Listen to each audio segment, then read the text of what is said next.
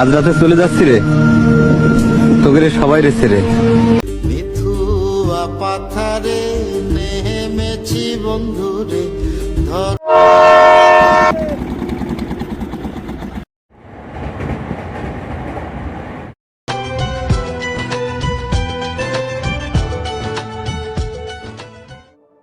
সবুজে ঘেরা পথ আর নদীর উপর দিয়ে ট্রেন ভ্রমণের মজাই আলাদা। আজ আমরা ভ্রমণ করব এমন একটি রেলপথে যার জন্য দক্ষিণবঙ্গের মানুষ অপেক্ষা করেছে বছরের পর বছর। দক্ষিণবঙ্গের মানুষ দীর্ঘ প্রতীক্ষার অবসান ঘটিয়ে রূপসা নদীর উপর দিয়ে ট্রেন এখন মংলা বন্দরে।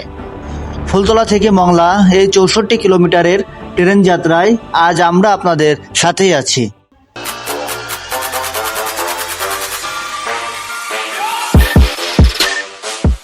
এখন আমরা দাঁড়িয়ে আছি খুলনার ফুলতলা রেলওয়ে স্টেশনে। এখান থেকে মূলত আমাদের ভ্রমণ শুরু। আমরা এখন যাব টিকিট কাউন্টারে টিকিট কাটার জন্য। চলুন যাওয়া যাক।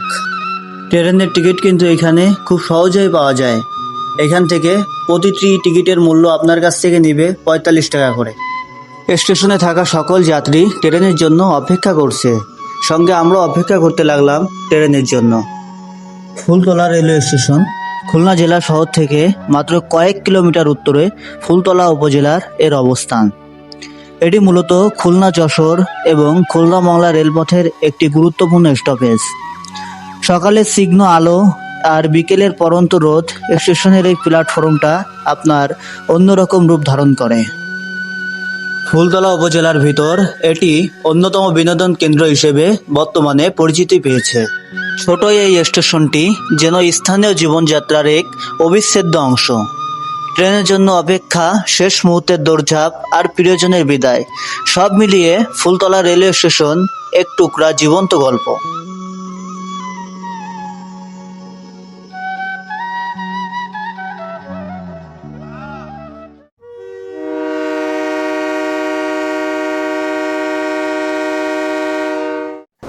ফুলতলা রেলওয়ে স্টেশনে 11টা 30 মিনিটে ট্রেনটি প্রবেশ করে। ট্রেন ছাড়ার পর শহর ছাড়িয়ে আমরা ছুটে চলেছি সবুজের বুকে। এই রেল লাইনের বিশেষত্ব হলো এর আধুনিক নির্মাণ শৈলী। 35টির বেশি ছোট বড় সেতু আর কালভার্ট পেরিয়ে আমরা এগোচ্ছি মংলার দিকে। যাওয়ার পথে বাম দিকে পড়বে খুলনা শহর আর ডান দিকে বিলডাকাতিয়া। সেখানকার জলবদ্ধতা আজ কৃষকদের বড় দুঃখের কারণ।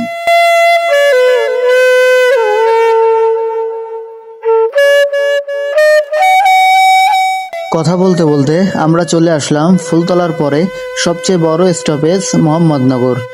এটি খুলনা শহর থেকে 8.5 কিলোমিটার দূরে অবস্থিত। এখান থেকে প্রচুর সংখ্যক যাত্রী মংলা এবং খুলনার দিকে যায়।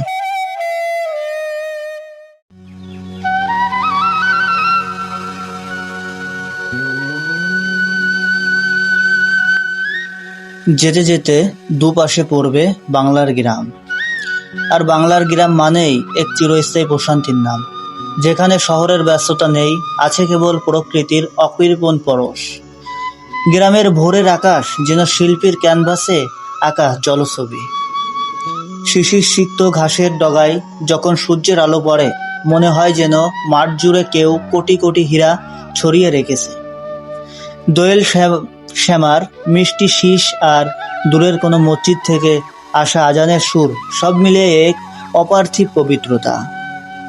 মাথার উপর নীল আকাশের মেঘেরা যেন দল বেঁধে সাদা মেঘের ভেলা হয়ে পাহাড়ের দিকে ছুটে চলে। গ্রামের বুক চিরে এঁকে বেঁকে বয়ে চলা ছোট নদীটি যেন পল্লী মায়ের গলার মালা। ঘাটে মাটির কলসি কাখে বধূদের ব্যস্ততা, আর মাঝির কণ্ঠে সেই বিশদ বড় ভাটিয়া লেখা, সব মিলিয়ে যেন এক স্বর্গীয় অনুভূতি।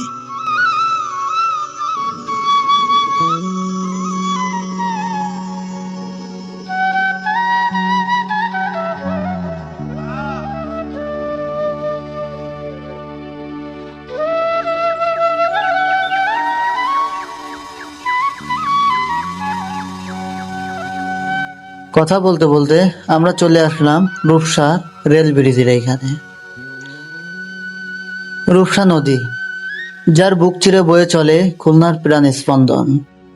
আর সেই নদীর উপরই এখন মাথা উঁচু করে দাঁড়িয়ে আছে বাংলাদেশের প্রকৌশল বিদ্যার এক অনন্য নিদর্শন, রূপসা রেল সেতু।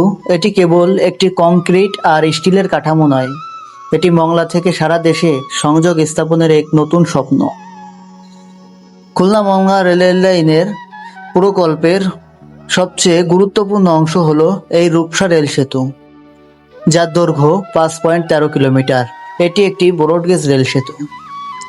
এই সেতু নির্মাণে ভারত ও বাংলাদেশের যৌথ প্রচেষ্টার প্রতিফলন দেখা যায়। এর পিলারগুলোর গভীরতা এবং নদীর তীব্র স্রোত সামলানোর প্রযুক্তি একে অনন্য সেতুর চেয়ে আলাদা করেছে।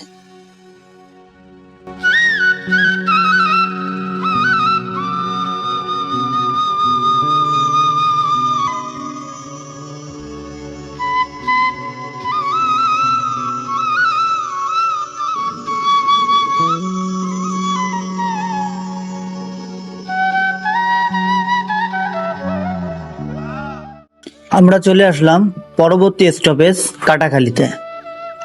খুলনা মংলা রেল লাইনের অন্যতম গুরুত্বপূর্ণ একটি নাম কাটাখালী রেলওয়ে স্টেশন। দক্ষিণ পশ্চিমাঞ্চলের মানুষের দীর্ঘ প্রতীক্ষার অবসান ঘটিয়ে এই আধুনিক স্টেশনটি এখন প্রস্তুত। আমরা চলে আসলাম পরবর্তী স্টপেজ চুলঘাটি বাজার। এইখানেও যাত্রীদের সমাগম বেশি। এই স্টেশনটিতে অনেক যাত্রী মংলার উদ্দেশ্যে রওনা হয়ে থাকে। এরহাট ও মংলার এই অঞ্চলটি মূলত মৎস্য চাষের জন্য পরিচিত। রেল লাইনের দুপাশে দিগন্ত জোড়া চিংড়ির ঘের এক অনন্য দৃশ্য। মাইলের পর মাইল বিস্তৃত এই জলাশয়গুলোতে নীল আকাশের প্রতিফলন আর কচুরিপানার আধিক্য চোখকে শান্তি দেয়। মাঝে মাঝে ছোট ছোট মাটির ঘর আর নারকেল সুপারি গাছের সারি দেখে মনে হবে কোনো পটে আঁকা ছবি। আর এর ঠিক মাঝেই গড়ে উঠেছে মংলা বিদ্যুৎ কেন্দ্র।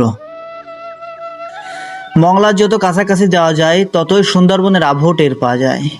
যদিও ঘন জঙ্গল, রেল লাইন আর সরাসরি দেখা যায় না, তবে লবণাক্ত পানির ঝোপঝাড়, কেওড়া বা গোলপাতার ছোট ছোট বাগান জানান দেয় যে আপনি পৃথিবীর বৃহত্তম ম্যানগ্রোভ বনের ঠিক প্রবেশপথে আছেন।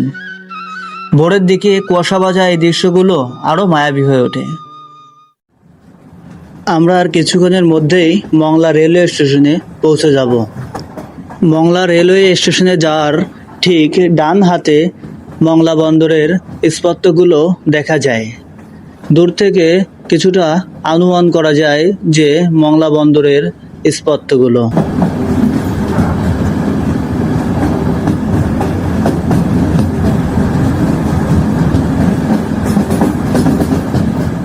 অবশেষে আমরা পৌঁছে গেলাম মংলা রেলওয়ে স্টেশনে।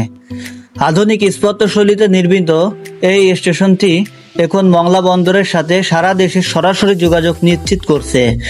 আগে যেখানে পণ্য পরিবহনে কেবল নদীপথ বা সড়ক পথই ছিল একমাত্র ভরসা, এখন সেখানে যুক্ত হয়েছে দ্রুতগামী সম্পূর্ণ রেল যোগাযোগ। কেবল বাণিজ্য নয়, স্থানীয় পর্যটন এবং সাধারণ মানুষের যাতায়াতে আসবে এক বৈপ্লবিক পরিবর্তন। সুন্দরবনে ভ্রমণে আসা পর্যটকদের জন্য এই রেলপথ হবে এক নতুন রোমাঞ্চকর যাত্রা। মংলা রেলওয়ে স্টেশন এক স্বপ্ন পূরণের নাম। যে পথ দিয়ে বয়ে আসবে সমৃদ্ধি, চাকা ঘুরবে অর্থনীতির। দক্ষিণ বাংলার দোয়ার এখন বিশ্বের জন্য আরো উন্মুক্ত। এখন আমরা মংলা বন্দরের উদ্দেশ্যে রওনা দিব। আমরা প্রথমে একটি ছোট ট্রলার কিংবা স্পিডবোট ভাড়া করব, তারপর তাই নিয়ে মংলা বন্দর দেখার উদ্দেশ্যে রওনা দিব। আমরা ঘাট থেকে একটি স্পিডবোট ভাড়া করলাম মংলা বন্দর দেখতে যাওয়ার জন্য।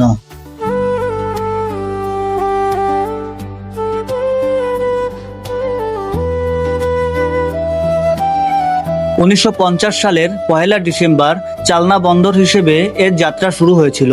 সময়ের বিবর্তনে পশুর নদীর তীরের এই বন্দরটি আজ দক্ষিণ পশ্চিমাঞ্চলের প্রাণকেন্দ্র। বিশেষ করে নেপাল, ভুটান এবং ভারতের উত্তর পূর্বাঞ্চলীয় রাজ্যগুলোর জন্য এই বন্দরটি দক্ষিণ এশিয়ার একটি গুরুত্বপূর্ণ গেটওয়ে হিসেবে পরিচিতি পাচ্ছে। মংলা বন্দর এখন আর সেই আগের আমলের বন্দর নেই।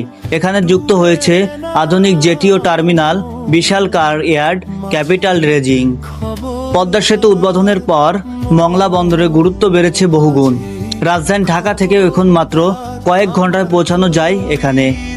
এছাড়া রামপাল তাপবিদ্যুৎ কেন্দ্র এবং অর্থনৈতিক অঞ্চলের কাছাকাছি হয় এই বন্দরকে ঘিরে শিল্পায়নের এক বিশাল বিপ্লব ঘটেছে। আজ এখানেই কলম থামাচ্ছি, তবে এই শেষ মানেই চিরতরে হারিয়ে যাওয়া নয়, বরং নতুন কোনো শুরুতে আবার দেখা হওয়ার প্রতিশ্রুতি। আপনাদের ভালোবাসার সমর্থন না থাকলে এই পথটুকু পাড়ি দেওয়া সম্ভব হতো না। স্মৃতির পাতায় জমা থাক আমাদের এই মুহূর্তগুলো।